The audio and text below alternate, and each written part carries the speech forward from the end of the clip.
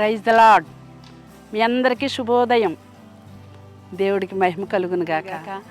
ఈ రాత్రంతా కూడా కాచి కాపాడి దేవుడు ఉదయకాలం మనకి అందరికీ కూడా సుఖ సంతోషంతో దేవుని వాగ్దానాన్ని వినే భాగ్యాన్ని ఇచ్చాడు కదా. ఈ అదృష్టాన్ని దేవుడు మనకు అనుగ్రహించాడు కాబట్టి మనం దేవుడికి ఎప్పుడూ కృతజ్ఞతాస్తులు చెల్లించే వారంగా ఉందాము. ఈ ఉదయకాలం దేవుడు మనకి ఇస్తున్న కృపా వాగ్దానాన్ని ధ్యానించుకుందాం.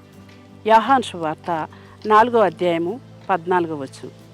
నేనిచ్చు నీళ్లు త్రాగు వాడెప్పుడునూ దప్పుకొనడు, నేను వానికిచ్చు నీళ్లు నిత్య జీవమునికై వానిలో ఊరడి నీటి బొగ్గగా ఉండును. దేవునికి మహిమ కలుగును గాక. ఆయన ఇచ్చే నీళ్లు త్రాగు ప్రతివాడు కూడా మరలా దప్పికొనడు. నిజంగా లోకంలో మనం నీళ్లు తాగుతున్నాం, మరలా దాహం వేస్తుంది, మరలా తాగుతున్నాం, మరలా దాహం వేస్తుంది. కానీ దేవుడిచ్చే నీళ్లు తాగేవాడు ఎప్పుడు కూడా దప్పికొనడు. అంటే అవి ఏమీ నీళ్ళండి? దాంట్లో ఏమైనా మహిమ ఉందా? నిజంగా ఉంది. ఏంటి అంటే ఆయన ఇచ్చే జీవజలాలు. జీవజలాలంటే మన శరీరానికి మనం నీళ్లు తాగుతున్నాం, కానీ ఆత్మకు సంబంధించినటువంటి ఆహారము నీళ్లు ఆయన దగ్గర మాత్రం ఉన్నాయి. అవి ఎవరి దగ్గర దొరుకుతుంది, ఎక్కడ దొరుకుతుంది అంటే అవి దేవుని దగ్గరికి వచ్చిన వారికి, ఆయన మందిరంలో అడుగులు పెట్టిన వారికి, దేవుని వాక్యాన్ని శ్రద్ధగా విన్నవారికి మాత్రమే ఆ నీళ్లు దొరుకుతాయి. ఇక్కడ సమర స్త్రీ అంటుంది, అయ్యా నేను ఎక్కడి నుంచో వచ్చి మిట్ట మధ్యాహ్నం వచ్చి నేను ఇక్కడ నీళ్లు చేదుకుంటున్నాను, ఆ ప్రయాస లేకుండా నాకు నీవిచ్చే జీవజలాలు ఇవ్వా అంటుంది.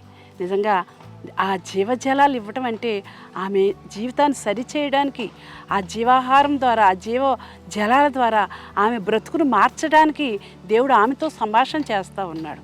ఆ మధ్యాహ్న కాలం ఆమె హృదయం తెరిచి ఆమెలో ఉన్నటువంటి ప్రాచీన స్వభావాలు, పాపపు లక్షణాలు, ఆ వ్యభిచార గుణాలన్నీ మార్చడానికి దేవుడిచ్చిన ఆ జీవజలాలు ఏంటంటే ఆయన వాక్కులు.